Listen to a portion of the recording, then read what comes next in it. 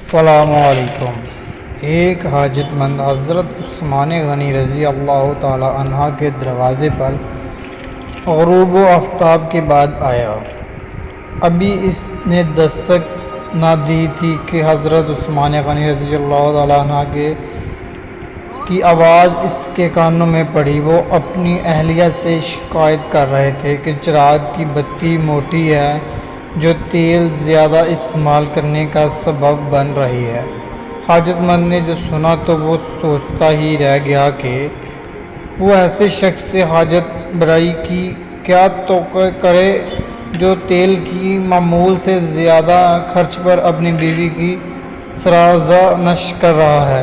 اس نے ارادہ کیا کہ حاجت بیان کر کے دیکھوں، شاید میری کچھ امداد کر ہی دیں۔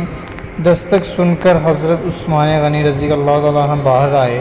حاجت مند نے اپنی حاجت بیان کی اور لہجے میں زیادہ زور دیتے ہوئے کہا کہ ضرورت کچھ زیادہ ہی ہے۔ حضرت عثمان غنی نے اس شخص کا ہاتھ تھاما، بستی سے باہر لے گئے جہاں آپ کا سامان تجارت بڑی تعداد میں رکھا ہوا تھا۔ فرمایا، یہ سب تیری نظر ہے، کیا اس سے تمہاری ضرورت پوری ہو جائے گی؟ وہ شخص حیران ہلکا بلکا دیکھتا رہ گیا۔ چنانچہ اس نے عرض کیا، حضرت یہ سب کچھ میری ضرورت سے زیادہ ہے۔ امیر المومنین نے فرمایا، مجھے خوشی ہے کہ یہ تمہاری ضرورت سے کم نہیں۔ اس شخص نے کہا، اے حضرت ایک بات بتائیے، چراغ کی بتی قدرے موٹی ہو جانے پر آپ اپنی زوجہ محترمہ کو